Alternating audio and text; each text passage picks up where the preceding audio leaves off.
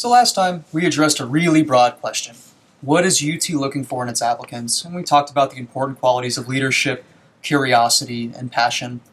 One quality we didn't really touch on was the idea of diversity, and that's something we're going to talk about in a later episode.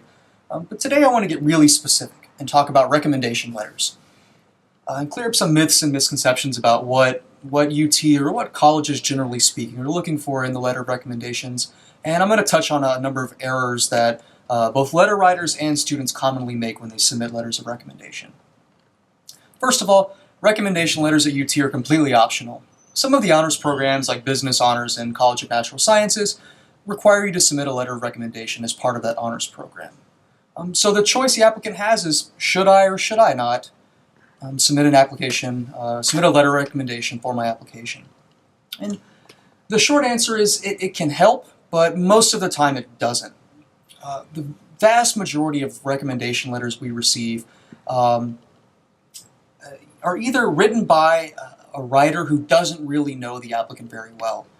So one common misconception is that UT cares about who's writing the letter. So applicants will get their father's friend who's the CEO of a large corporation and a former graduate of the UT Macomb School of Business, and they'll get a letter of recommendation written from that person, even though they've never met the applicant in their life. Those tend not to be very good letters. Because secondly, really good letters of recommendations are those that add new information to the application.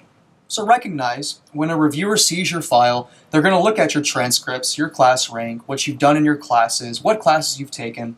They see what you've talked about in your essays and also in your resume. So the best letters of recommendations are those that add new qualities that we couldn't get from the rest of the application.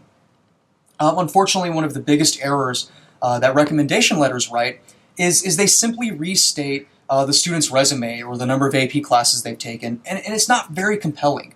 And so I would say in 95% of cases, recommendation letters don't make any difference at all. Not because the letter writer isn't an awesome person or the student has done amazing things, but it simply doesn't add new information to the overall context of the application. And so whenever you're asking someone to write a recommendation letter for you, ask them early on. Give them at least 1 month's notice. Maybe give them some information about some interesting things they may not know about you as an applicant, or that you may not have included on your essays or your resume. And lastly, that letter of recommendation should give the file reviewer something new, something they can't see from the other application components.